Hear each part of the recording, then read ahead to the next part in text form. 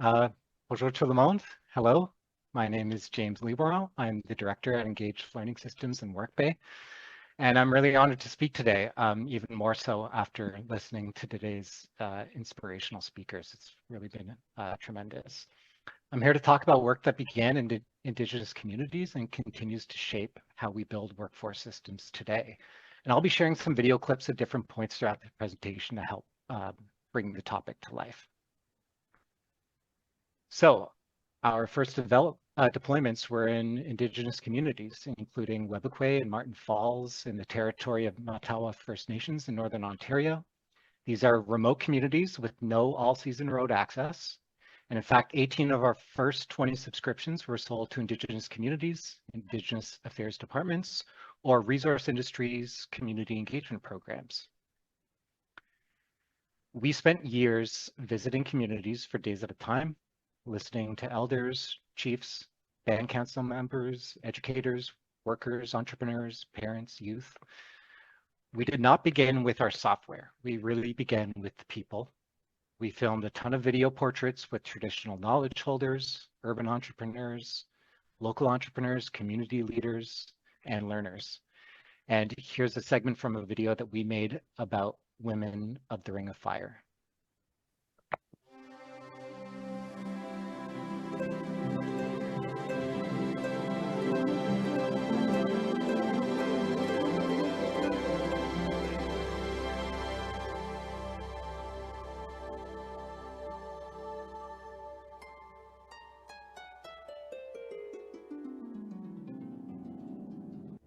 The women of the Ring of Fire are like the land that surrounds them, diverse, magnificent, and enduring. As women have always done, they live, learn, work, and teach, sharing their skills to the best of their abilities, taking care of the people around them. The women of the Ring of Fire are mindful of their traditions. I was 16 when my dad told me, I think it's about time you learn your own your own way of life, you know, like you know how to speak English, you understand English, and you know you can read English. He said that's good enough, you know. You have to learn your language. You have to do the same thing for your language and your heritage, your culture and tradition, you know. So he took us he took me 4 years in the bush, trapping with them before I got married to him. Crafts. And we do traditional weddings as well. Siklamagon. Sibakkonige. Minigattodaga megargasknike. Sibakkonige. Siklamago. Kinaboge wonan nanga katojiga dein. Manan gagi kidadajiga nokkananga gohananga metekkan. I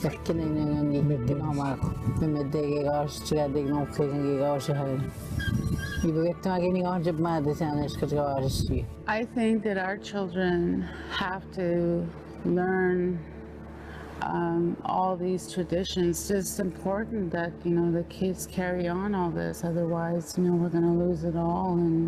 And I think it's our first step of coming here and showing them how important it is to, you know, to gain all this back, because there's a lot of knowledge here. There's a lot to learn. There's a lot of history here. And, you know, in all due time, we'll all get that back. But it's just going to take time. So the central lesson that we learned was this. People often already hold valuable skills, and those skills are not always recognized by formal education or employment systems. Traditional skills, caregiving skills, land-based skills, problem-solving skills, and survival skills can all be mapped into current and future occupations. And here's another video segment from a video we made with the Ontario Mining Association.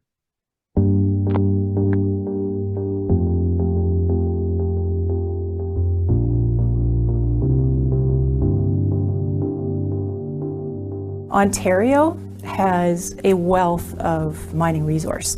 A lot of Ontario was built around mining. What Ontario does well and what the rest of Canada does well is the full spectrum of mining, from exploring to mining operations and then closing them properly. Canada and Ontario especially is in a leadership position to show the world that we can take mining to another level.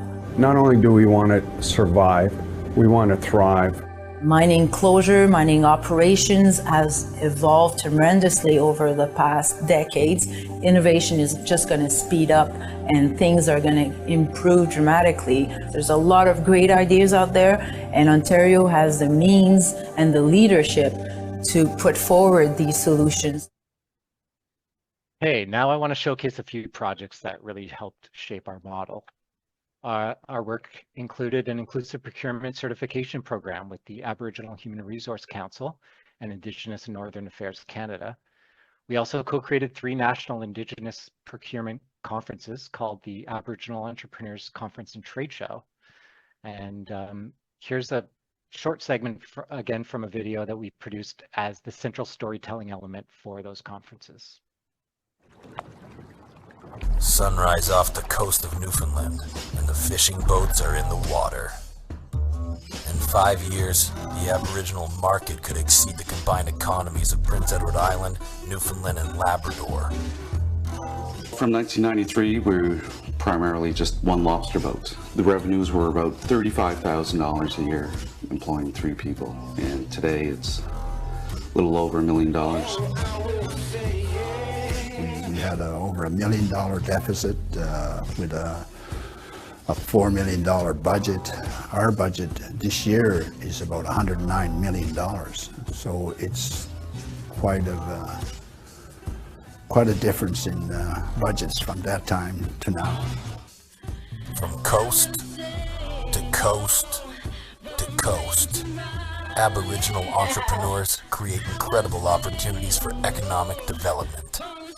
We used to see a lot of trucks go by, and those young boys will run out and wave at the truck drivers. Every once in a while, a kind driver would honk their horn to the young boys. And I thought, wouldn't it be nice? It was their brothers honking the horn at the little young brothers. That means we have to own the trucks, and we have to have the drivers in those trucks. Now we own the company, and that's the dream. Okay, and Indigenous.net, we built this video platform linking learning and earning resources, connecting communities and opportunities, and celebrating Indigenous entrepreneurs and skills from coast to coast to coast. We developed the Maternal Infant Support Worker program designed to support mothers during maternity, childbirth, and infant care. Elders, doctors, and nurses from local communities were heavily involved in the development of this program. We created water treatment circuit rider training. Circuit riders with the Ontario First Nations Technical Services Corporation deliver at no expense to the community continuing education courses and on-the-job training. And we also adapted math curriculum into Indigenous and remote community contexts. So giving learners the opportunity to obtain their grade 12 math to prepare for college, apprenticeship, or employment. So all that early work still informs what we do today. We learned how to build a bridge from lived experience to recognized skills, from skills to learning, from learning to employment, and from employment to dignity and economic participation.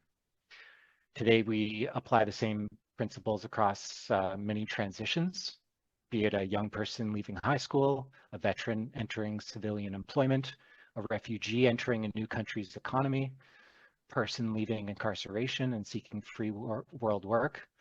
The populations have differed for us, but the bridge is really the same. Recognize skills, map them clearly, support learning, and connect people to opportunities.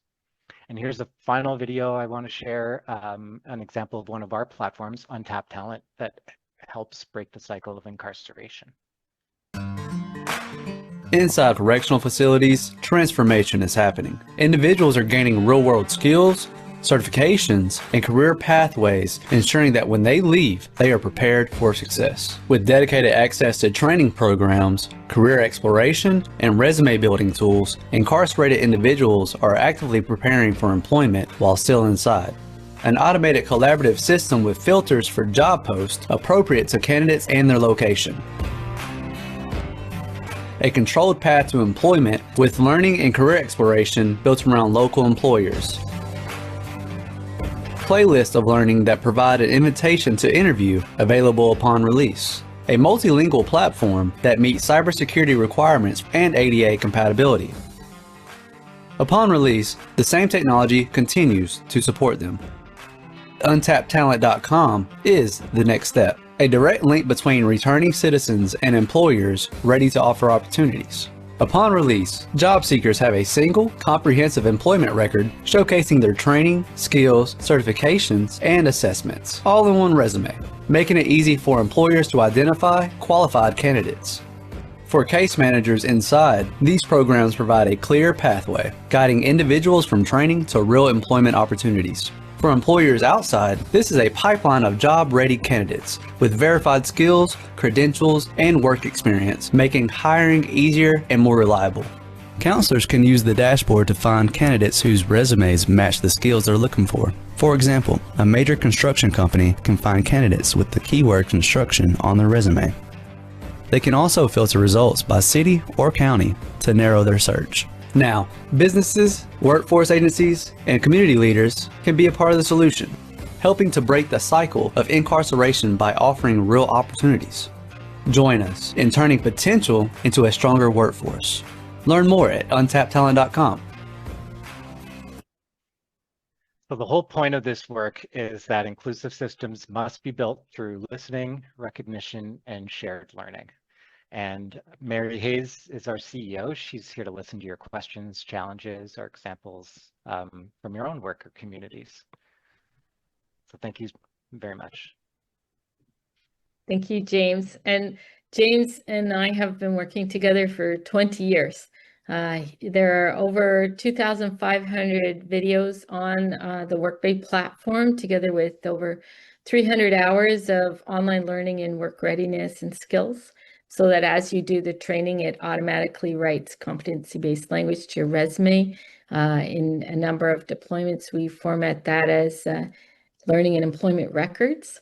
And James has been the content creative director over all of that work, and has been all over the world creating compelling online learning and videos to engage folks and tell their stories.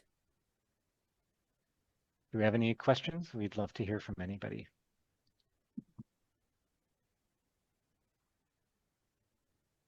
I'm just answering in the chat about whether it was available in Canada, and I said it was built in Canada. So yes, I know James is in Montreal, Mary is from Toronto, and many of the architects of the system are there. So yeah, be great to partner.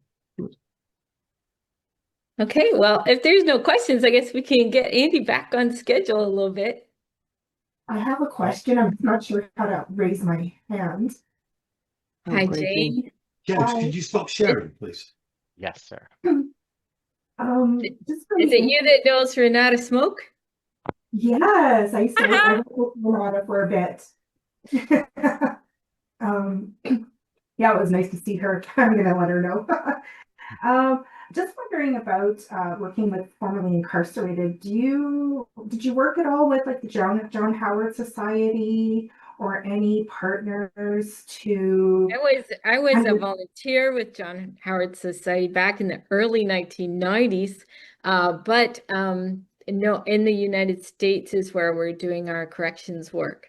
Okay, sorry, I misunderstood that. Okay, okay. Yeah, thank you. Daphne Bonar. I was just wondering, hi, thank you for this. I'm not, you may have said this, what is the connection between Engage Learn and Workbay? Workbay was originally a software as a service product that we created for Indigenous communities. Then Workbay won a significant grant in the state of Tennessee. And so we opened a US company to respond to that grant. And then our work to work in this way, we had worked as Engage Learn with the 30 Fortune 500 companies.